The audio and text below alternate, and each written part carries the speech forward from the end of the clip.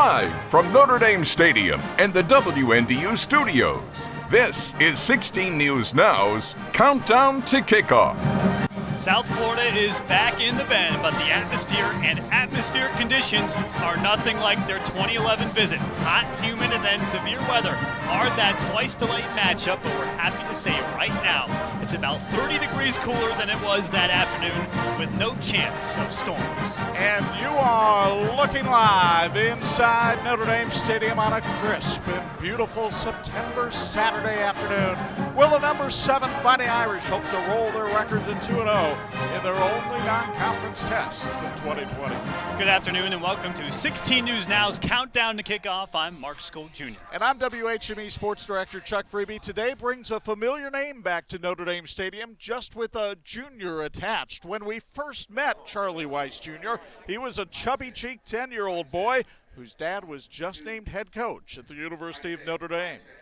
Basically just watching the games my dad coaches, and I just want to like it here. Let's go, drive it up, Today, the roles will be reversed. Dad will be watching his 27-year-old son at Notre Dame Stadium as South Florida's offensive coordinator. Weiss Jr. is the youngest coordinator in all of college football. He started breaking down film as a student at St. Joe High School and has worked his way through the ranks. He's in year 1 at South Florida after directing the offense for Lane Kiffin the last 2 years at Florida Atlantic. A lot of special memories up in South Bend. Notre Dame community is an amazing place. Lots of great moments growing up there, and the first couple years having some awesome memories with going to big bowl games and Brady Quinn being in the Heisman finalists and some of those times. So definitely some special fond memories there, and obviously some tough times as well towards the end. But overall, just I have a lot of love for South Bend, a lot of love for Notre Dame. It'll be really cool to go back home.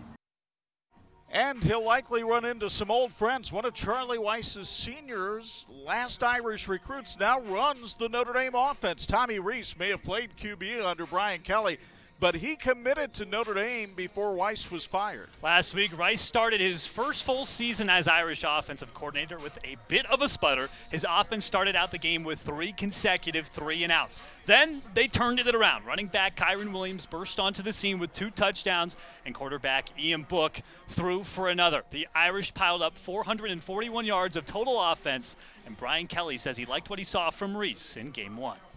He's 1-0, baby. 1-0. Can't beat that.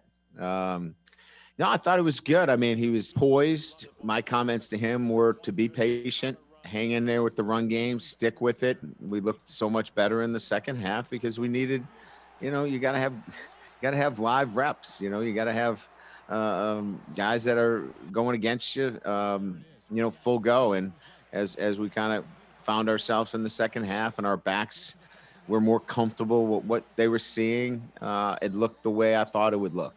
And we expect to build off of that moving forward.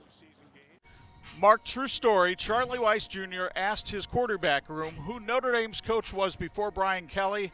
Nobody in the room knew because, remember, that's half a lifetime away for those kids. That is crazy. And if you would have told me in 2011 that Notre Dame and USF would play in 2020 and Tommy Reese and Charlie Weiss would be the offensive coordinators and Notre Dame would be 1-0 in the ACC, I would have told you were crazy. Yeah, it seems very odd, but doesn't everything in 2020. Now, we just briefly mentioned Kyron Williams, but he deserves a lot more mention than that. And that's where the Countdown's Megan Smedley comes in. She joins us from the studio.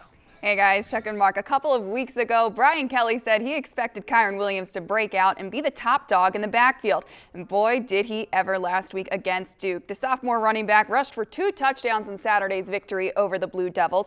He also worked his way into the record books. Williams became the first Irish back in 36 seasons to rush for more than 100 yards and nab more than 90 receiving yards in a game. Now heading into week 2, Brian Kelly and Williams himself expect bigger and better things.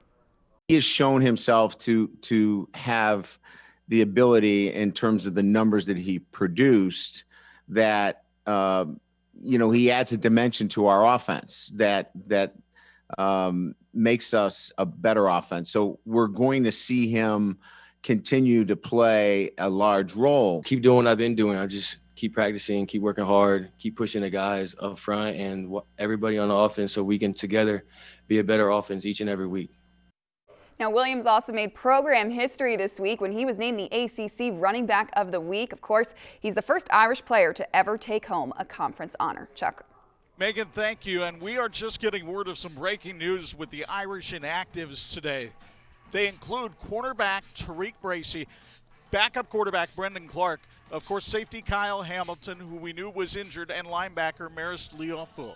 Also on the list, wide receiver Lawrence Keys III, defensive lineman Ovi Agofu, linebacker Shane Simon, and running back Jameer Smith. And of course, we know with all of this that they are unavailable today. That's all we do know. We do know Kyle Hamilton had a high ankle sprain last week. Right, that he suffered in the game last week. Meanwhile, the biggest story in college football this week happened off the field. It'll be on the field in about 5 weeks. That's when the Big Ten is expected to take the field for the first time this year. A huge reversal from their August announcement when the league said it would not play until the spring. In fact, the Big Ten was the first conference to delay its fall season, and they might wind up being a trendsetter again. The Mountain West and the MAC are also examining returning to play on the weekend of October 24th. Now, the Big Ten Council of Presidents and Chancellors adopted significant medical protocols, including daily antigen testing and enhanced cardiac screening for all their student athletes. Teams will play a 9-game schedule. Everyone will play a division crossover game on championship weekend, with the top team in each division making the conference title game on December 19th. The season wraps up a day before the College Football Playoff Committee announces who will play in its semifinals on New Year's Day. And now the Pac-12 has joined the conversation. Yesterday, we learned the conference will meet next Thursday to decide if they'll return to play this fall. Still some local legal hurdles for a few schools to clear, but the governors of both California and Oregon say there are no statewide restrictions to stop a season. Good to see college football coming almost all the way back. October 24th is when the Big Ten returns, and December 12th, rivalry week. We got Michigan, Ohio State, and the battle for the old Oaken bucket between Purdue and Indiana. No, it's great to have the Big Ten back. It would be great if the Pac-12 would join, but I understand what's going on out west. But the Big Ten's return leads us to today's Lock Monday Auto Group Irish fan poll that can be found at WNDU.com. We want to know, does the return of the Big Ten hurt Notre Dame's college football playoff chances? Right now, 49% of you say yes, having more teams eligible hurts. 51% say it won't affect their playoff bid. There is still time to vote in the Lock Monday Auto Group Irish fan poll on WNDU.com. We'll bring you the final results around 2:20. Now, the Irish continued an impressive streak when they beat Duke last week. It was Notre Dame's 19th win in a row here at Notre Dame Stadium. The home turf streak started against Miami of Ohio in 2017. Interestingly enough, the last time before today that the Irish were not on NBC at home. Only Clemson, Ohio State, and Central Florida have currently gone longer without a home loss. The Irish one is tied for the second longest home winning streak in school history. Lose Lads also won 19 straight from the start of the 1987 season through the stunning upset by Stanford here in 1990. And that sets up your first countdown trivia test. How long was Notre Dame's longest home winning streak, and when was it set? We'll have the answer just ahead on the countdown. And right after that, we give you that answer. It's the Irish Illustrated Report. Tim, this last week against the Blue Devils, plus reasons to be optimistic and concerned about the Irish. And I just mentioned the Irish will not be on NBC today. It is their first appearance on the USA Network. See on your screen some of the channels where you can find USA, including Comcast 221. And we're glad you found us here on Antenna TV or WNDU.com or wherever you're watching. We're back with the countdown in 2 minutes.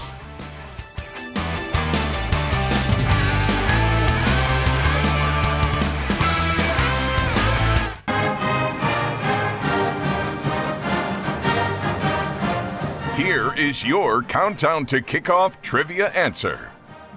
Notre Dame's longest home winning streak ever was 28 games long. It started by beating Northwestern in 1942.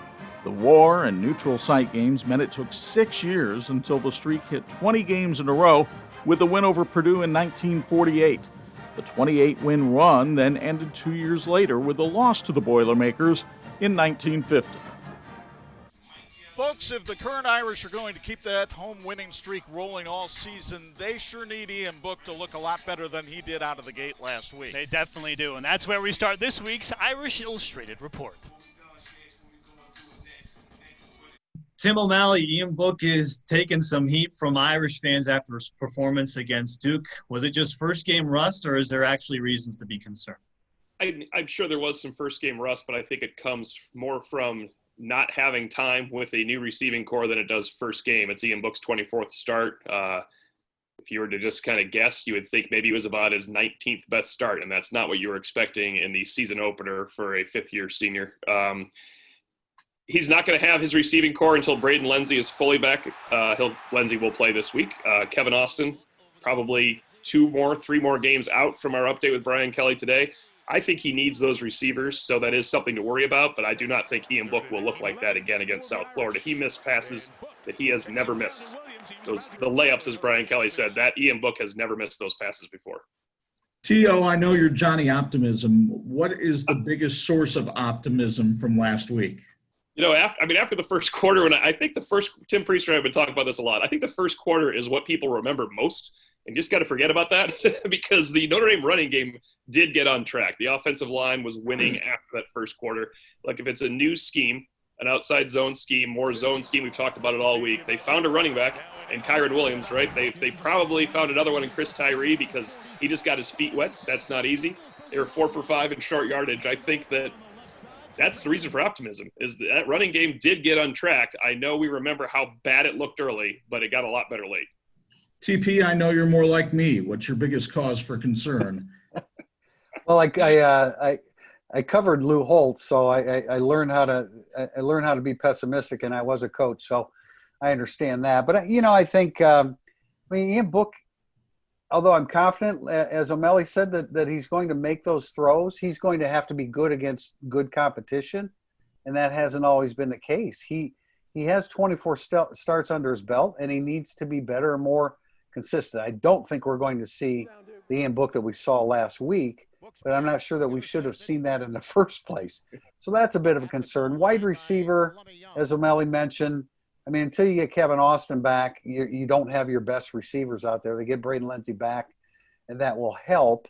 But as a whole, I'm not sure it's a real dynamic receiving core, and so that limits you a little bit. And then, as long as Kyle Hamilton's out, you can't be great on the back end of your defense. And when Kyle Hamilton is in there, you can be awesome. Tim and Tim are back with their memories of the 2011 USF Notre Dame game and what the future looks like for both Charlie Weiss Jr. and Tommy Reese in a little more than 20 minutes. And you can subscribe to Irish Illustrated. It is the #1 source for Notre Dame sports online. Just head to irishillustrated.com and click on Join to find the best plan for you. And up next, another Tim joins the countdown. Touchdown, Timmy Brown. The Irish legend had one of his Heisman moments exactly 33 years ago today. He takes us back through that impressive day against Michigan State when the countdown returns in 2 minutes.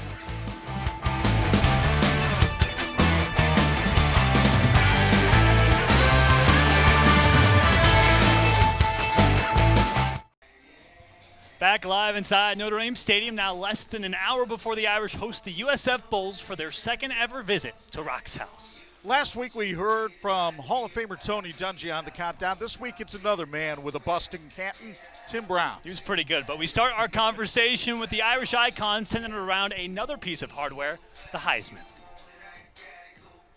Tim, Saturday is the 33rd anniversary of your big game against Michigan State in 1987 with back-to-back punt returns for touchdowns. How do you think that performance helped win you the Heisman?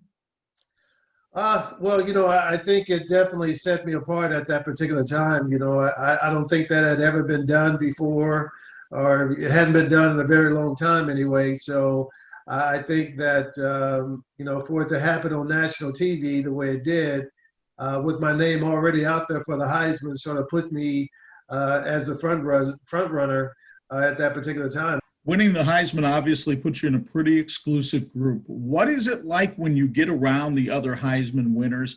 And are you surprised Notre Dame hasn't won a Heisman since you?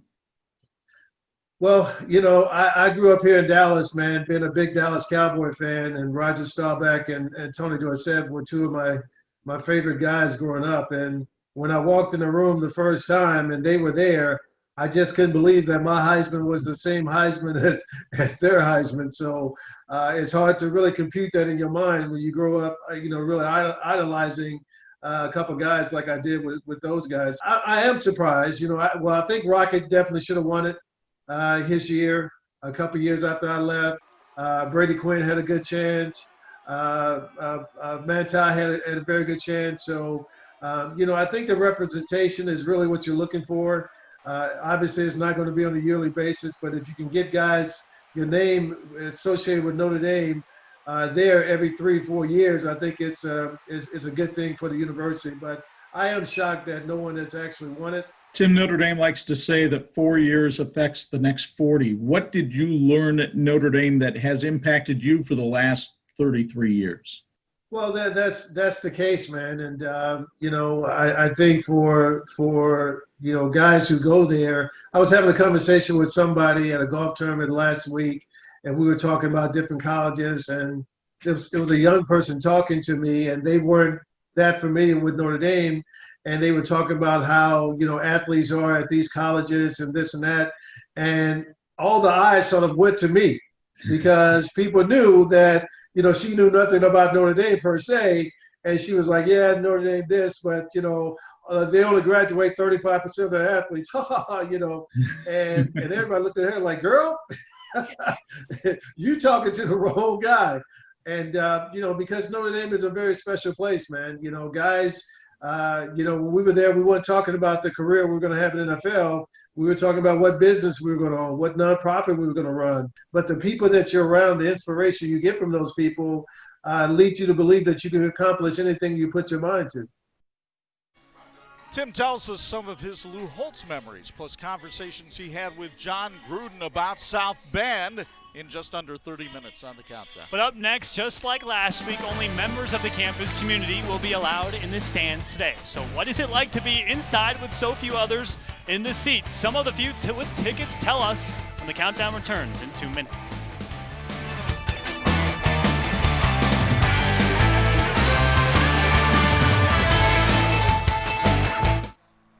Back inside Notre Dame Stadium on the Countdown, where last week just over 10,000 fans spread out in the seats. A much different crowd than the close to 80,000 we are used to seeing here during normal times. Still plenty of good parking available. Now we bring in the Countdown's Lindsay Stone. She's on campus. Lindsay, you spoke to some of the select few with tickets about what that experience was like.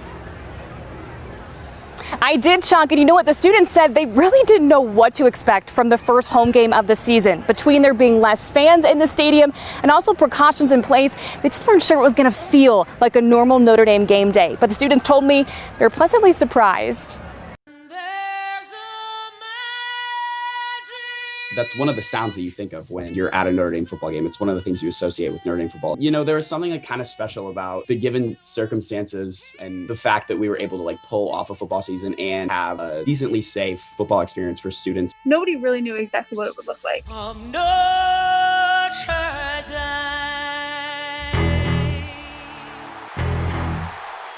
Looking out at the stadium and seeing it so empty was so unusual. We all were assigned obviously a section, a row and a seat. You can sit with up to 3 other people, but there were no temperature checks. Students were assigned a gate and time to enter the stadium to avoid crowding. After getting into the stadium, people were definitely kind of moving around. We're never gonna have a kiss cam, but you know what's better than kissing?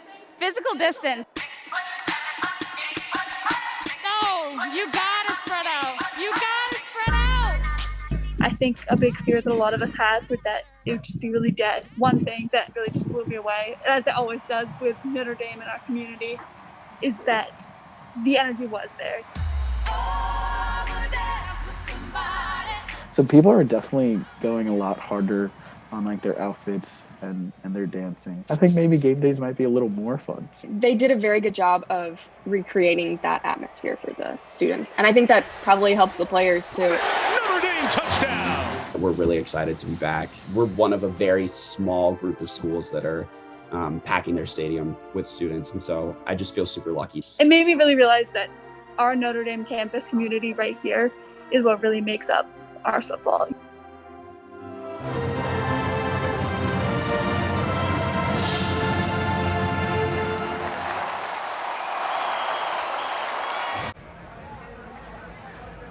And those students will be back in Notre Dame Stadium today, cheering on their beloved Irish and feeling extra grateful to be in the stands. Mark and Chuck, I'll send it back to you. Thank you, Lindsay. And I got to say, seeing the alma mater socially distanced was one of the most bizarre things I've ever seen. Well, thank you, Lindsay. Up next, the last time the Bulls were here at the stadium, it was a very memorable afternoon and evening, but not for the right reasons. Oh, do we have to relive it? We'll look back on that lightning-spoiled, waterlogged, twice-delayed mess of a game when the countdown returns in 2 minutes.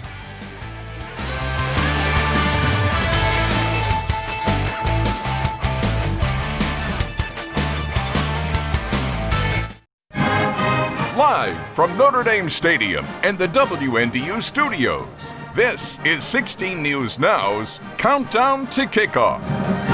A beautiful sunsplash day is greeting the number 7 Fighting Irish and their visitors, the South Florida Bulls. This time, it will be perfect football weather for the second ever meeting between these programs.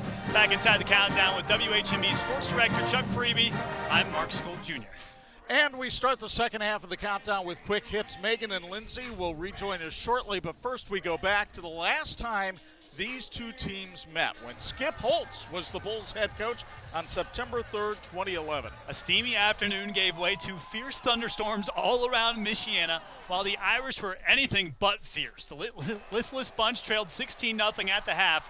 Dane Chris was pulled then for Tommy Reese in the locker room, but Tommy had to wait out a more than 2-hour delay as the stands were cleared for severe weather. The Irish did muster some offense when the second half finally started, but after another delay in the fourth quarter, a last-minute score wasn't enough. The Bulls won 23-20 in one of the most memorable games in recent history here at the stadium. To be honest, even losing it, you're going to remember it for the rest of your life if you're a competitor and you love this game. It's obviously an incredible task to move 81,000 people in and out of a stadium. I think everyone that is involved in that should be commended. When you move 80,000 people, that's from children to people in wheelchairs, and it all went real smooth. Nobody had any complaints. It went along with the flow. When you add up all the delays, the game took 5 hours and 59 minutes to play. Now, Bulls current head coach Jeff Scott was not here that day, but he has been part of another Notre Dame game remembered for its terrible weather. Megan rejoins us with Scott's history with the Irish. Megan? Chuck, Scott may be the new head honcho at USF, but he's already made a name for himself, leading arguably the top offense in college football. Scott spent the last 5 years as co-offensive coordinator at Clemson, leading the Tigers to 5 straight college football playoff appearances and 2 national titles. In his 2 games with Clemson against the Irish, Scott's squad first squeaked out a win back in that Death Valley monsoon in 2015, and then they absolutely dominated in the 2018 playoff with 538 total yards of offense. With Clemson set to visit the Bend in November, Scott was thrilled to coach in the house that Rockne built, but then another opportunity popped up. South Bend has been one of the few places that I've never been to as a coach, being around it, traveling with teams since I was 8, 9 years old. So I was very excited about that for really the last 6 years. And maybe the day after I took this job, reality hit me that I'm not going to be able to go to South Bend. Now I am going to South Bend. I've just, taken the Bulls instead. So, for me, I'm fired up about it. Scott says Tigers head coach Dabo Swinney texted him on Sunday about his Week 1 win, but he also said, good luck, you're going to need it next week. So, Mark, how are Chuck and Charlie Weiss Jr. getting their Bulls ready for the Irish? Megan, last week the Bulls offense scored 21 points against the Citadel, but that did not look very good. But Scott knows the Notre Dame defense is a bit more advanced than the defense they saw last week. Scott commended Notre Dame coordinator Clark Lee for putting together a very sound and disruptive defense. He's also very impressed with Notre Dame's defensive depth. Scott's offensive philosophy is to get the rushing attack going early, but he knows the Bulls will need to do a lot more than that if they want to score points today. You're not going to beat Notre Dame by just handing the ball off. I mean, they're going to be very strong. You're going to have to make competitive plays down the field with accurate throws, good releases, good timing, spacing, all those type of things. You're going to have to be very complete as an offense. So we'll get to see where we are with that this week. It might be tough for the Bulls to get the offensive aerial attack in a rhythm. They only threw for 102 yards last week. So now we heard what Jeff Scott has to say about Notre Dame, but what does Brian Kelly think of USF? We sent it to Lindsay for that answer. Lindsay? Thanks, Mark. And Coach Kelly has a lot of respect for the men leading the Bulls. He praised Jeff Scott and says he is really excited to see what he's going to bring to the table today and his first time coaching against the Fighting Irish as a head coach. Now, Kelly is putting a particular focus on the defense today.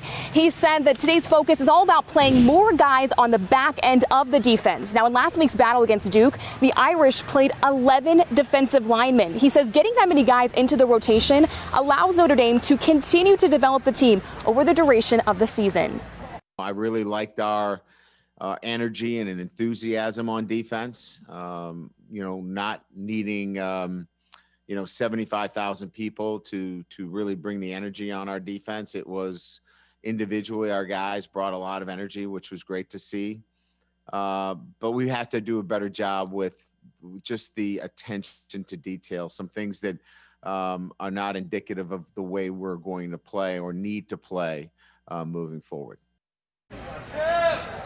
And Chuck, the guy you're about to tell us about is one of those energized individuals Kelly just talked about. Well, Lindsay, South Florida's offensive line gave away sacks last year like the Baggers and Martins. That could mean another monster day for Isaiah Foskey. The 6'5 sophomore from California's famous De La Salle High School was impressive in the opener against Duke. 2 quarterback hurries, a sack, 1.5 tackles for loss. Foskey only played in 4 games last year. That afforded him the opportunity to redshirt. So earlier this week, I asked him what he had done to earn more playing time this year. My mentality is just to fire off the ball, be explosive, and just use my hands a lot more. But that's the problem I had last year, not using my hands. And that's what I feel like what limited me from being on the playing field as much as I was. But me using my hands, being more explosive, is having a determination to get to the ball every play. That's what my mindset is this season coming in. Foskey was not the only new face on the field to make a difference last week. Megan already told you about Kyron Williams. His backup, Chris Tyree, had a pair of very impressive runs. Don't forget about Joe Wilkins Jr. And actually, we won't let you forget about Joe Wilkins Jr. because he's featured later in the countdown. And as the quick hits end, here's another countdown trivia test. Before last week, when was the last time the Notre Dame offense failed to score a touchdown in the first quarter of a season opener? The answer when the countdown rolls back in 2 minutes.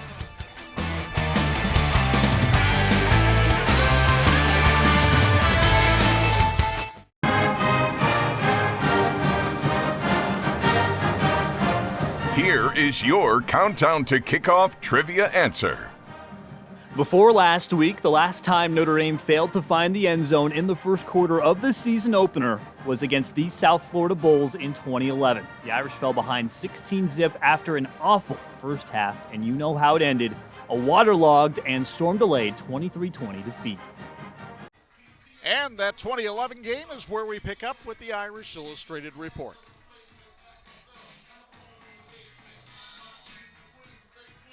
Now, Tim O'Malley, obviously the last time these two teams played was back in 2011, and it was a crazy game, a couple of rain delays, weather delays. What do you remember from that bizarre outing in South Bend in 2011? Immediate collective gaining weight for being in the press box for too long and eating hot dogs and popcorn and all the stuff that were fed there. I just remember that Dane Christ won the job for a half. They pulled the trigger on Dane Christ after a half, and it was an ugly half, and it was not all Dane Christ's fault. And something I always take back from that night, I talked to Jonas Gray on right before senior day, and he said, I feel like I ruined it for Dane Christ because Jonas Gray is the guy that fumbled, and the ball came all the way back when Notre Dame had a great first drive. It all went downhill. Now, who's to say what happens if he scores? But Jonas Gray said, I feel like I ruined it for Dane Christ because they associate every mistake in that game with Dane, and they were not all on Dane. But, boy, that was probably the end of the Dane Christ era in South Bend. Jumping forward to 2020, Priester, we've got 2 names that are very familiar in this town. Brilliant young offensive minds squaring off today. What does the future hold for Charlie Weiss Jr. and Tommy Reese? Well, I think the future is really, really bright. Irish Illustrated did a story this week about Charlie Weiss Jr. and the pedigree of the guys that he's already coached under at age 27 is unbelievable. And that doesn't even count his father with all of his Super Bowl rings. So, yeah, Charlie Weiss Jr. is going to be a head coach very, very soon, like in his early 30s. And Tommy Reese, you know, I by the second half of last week, I felt pretty comfortable about Tommy Reese being a coordinator, even though he was in just his second game as coordinator.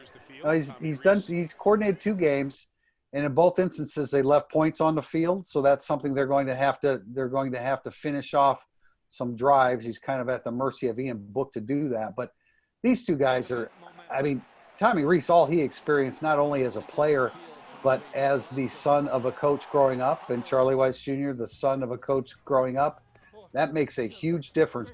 The future is very bright for these 2 guys. They will both be head coaches at some point. Tim Priester, going to Saturday's game, what can Notre Dame do to impress you on the field on Saturday? Well, fast start. Obviously, you can't start 3 and outs, and I don't think they will. I think South Florida's defense is forgiving enough, having given up 209 yards rushing per game last year. And then on the other side of the ball, South Florida allowed 45 sacks last year. So I don't think Notre Dame's going to start out that slowly again. Run the football. This is a defense that you should be able to run the football like their linebackers, but you should make real significant inroads against their defensive line and then handle the tempo. I think over the course of 4 quarters, Notre Dame's depth will ultimately allow them to take care of and handle Charlie Weiss Jr.'s tempo offense. Score prediction today. Priester, let's start with you.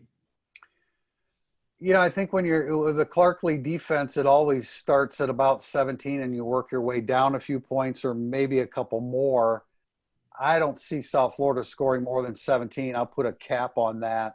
And then offensively, I think Notre Dame really puts it together. So I'm going to say 44-16 Notre Dame. T.O.?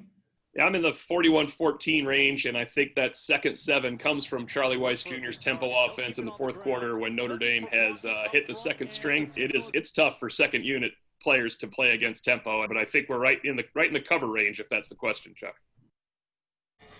And you can subscribe to Irish Illustrated, the #1 source for Notre Dame sports online. Just head to irishillustrated.com and click on join to find the best plan for you. And don't forget, we got those score predictions before we got word of those 8 Irish players being out today. Up next, Irish junior receiver Joe Wilkins Jr. finally got into the mix last week and made the most of it. He tells us why he stayed patient through the bumps and bruises of the last 2 years when the countdown returns in 2 minutes.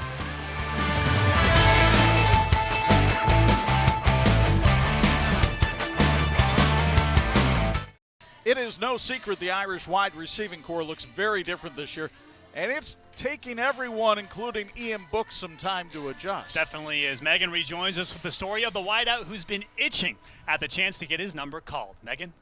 Joe Wilkins Jr. is a fresh face to many, but not to his Fighting Irish teammates. Wilkins has poured his heart and soul into practices these past 2 years, just waiting for his chance to wait and line up and for the snap. I knew it was coming. Patience is a virtue. My mom always told me that. I knew it was coming. I just had to be patient. That moment finally came last week against Duke.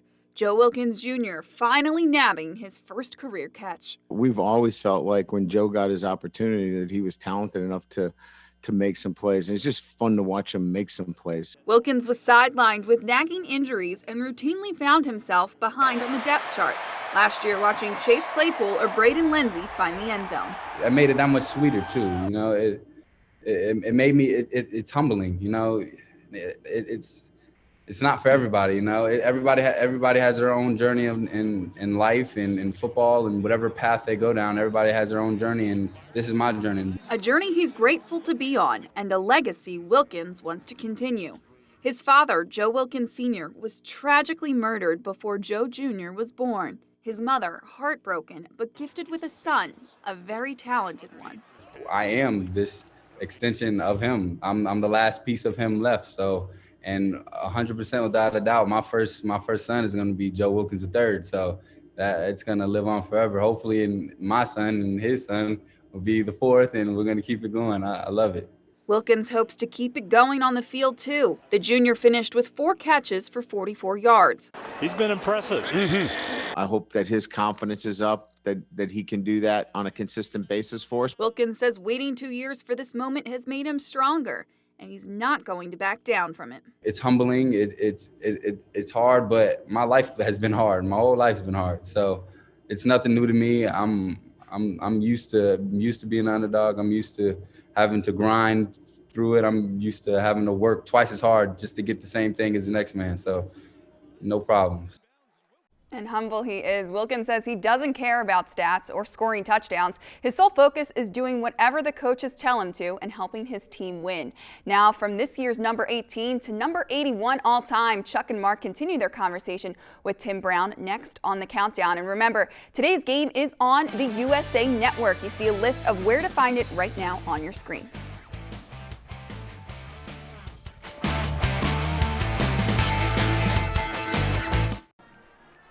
Here are the much-anticipated final results of this week's Lock Monday Auto Group Irish fan poll at WNDU.com. We asked you, does the return of the Big Ten hurt Notre Dame's college football playoff chances? 50% of you told us yes, it does. The other 50% say it won't affect the Irish chances. Thank you for voting in the Lock Monday Auto Group Irish fan poll on WNDU.com. Now we continue our conversation with Irish legend and the 1987 Heisman Trophy winner Tim Brown. And we start with how dealing with the pandemic is affecting college football players and its elite members.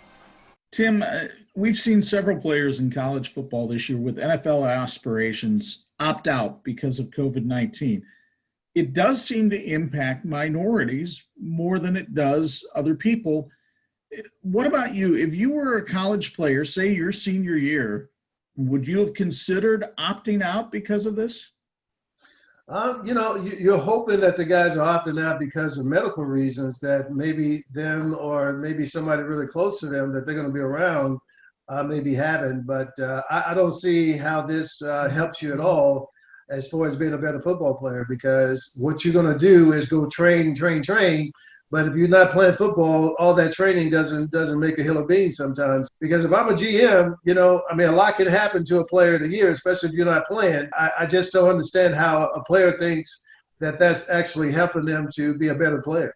Now, Tim, obviously Lou Holtz is such a likable guy after his tenure at Notre Dame. Do you have any funny or memorable stories of Coach Holtz you'd like to share?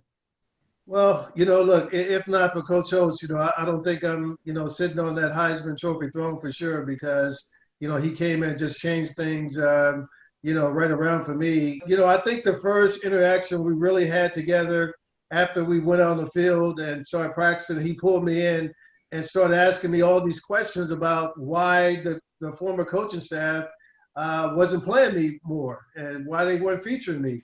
And I was telling him, Coach, they just didn't play me. He wasn't taking that for an answer. And finally he said to me, was it drugs? Was it girls? Was it academics? What was it?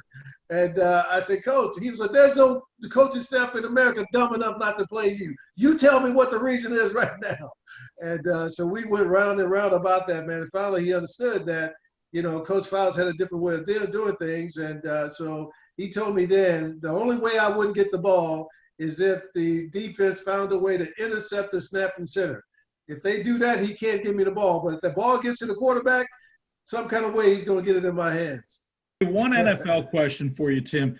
Everybody associates you with the Raiders, of course. It's got to be strange watching them in Las Vegas, but at least you have your guy John Gruden there coaching them. Gruden's a Clay High School graduate. What do you think of him with the Raiders? And did you two ever talk about South Bend when you were together? Yeah. We talked about South Bend all the time, no doubt about it. I actually thought that he was going to become the coach at Notre Dame before when they were looking at bringing in a new coach some 10, 11, 12 years ago. So we had a lot of conversations about that, but he could not get around the recruiting process. The fact that he would go to some kid's house and they would tell him no, that would he has a little bit of an ego. Let's just put it that way. Tim, real quick, do you have a score prediction for the game on Saturday against USF? Boy, if I remember watching USF a couple times, they can put some points on the board. So we may have to pick it up a little bit this week. Let's go 34-20 ND. I've had the opportunity to talk to him a number of times, but he shared some stories in that interview, both sections, that I had not heard before. He was great as always.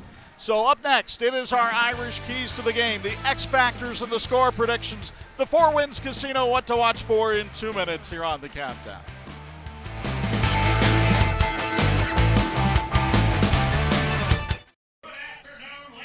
Back on the Countdown, Megan rejoins us for our Four Winds Casino, what to watch for. You know I mean business. I've taken the sunglasses off. We start with our Irish keys to the game, Mark. I'm going to take the words right out of Coach Kelly's mouth. You got to start the game off strong. Notre Dame did not score a touchdown in the first quarter last week. They got to get things going early and often in this one. Megan? I say quarterback Ian Book has to relax. Last week, Brian Kelly said he wasn't making those easy throws. He was getting too frazzled. If Book relaxes, they've got no problem. Chuck. Tim Priester mentioned the tempo that the South Florida offense wants to play at. You want to change that tempo? Get some 3-and-outs, Clark Lee, and especially if you can do that early on, set the tempo for this game defensively. Now the X factors. Mark, who'd you go with this We already mentioned earlier in the countdown that we got several guys out today, so my X factor is a guy who's returning today, Braden Lenzy. He's wearing number 0 this year, the first Notre Dame football player to ever do so. I'm watching out for him today. Megan?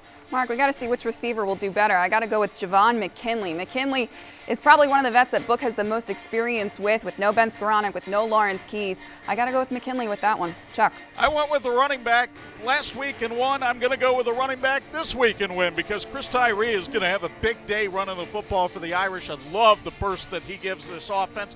I think he'll break loose for a couple of big runs on this afternoon. So now it's prediction time. The Irish 21.5-point favorites. Mark, who are you going with? I'm thinking the Irish are going to drop a 50-burger today. They're going to win 50-17 over USF. Megan? I'm not going that ambitious, Mark. I got to go 42-17 Irish. Chuck, what do you got? Well, I know there's, just like the White Sox, 8 men out, but I think the Irish do cover on this one with a final score of 42-10. Now, final reminder, this game is on the USA Network, not NBC. The Irish and Bulls starting just a few minutes away as the U.S. Open Golf Tournament continues to air on NBC. But for those of you who have the batteries out of your remote, give me a break with Nell Carter, and special guest Rue McClanahan is up next here on an Antenna TV. We have highlights and reaction back on 16.1 tonight on 16 News Now at 11.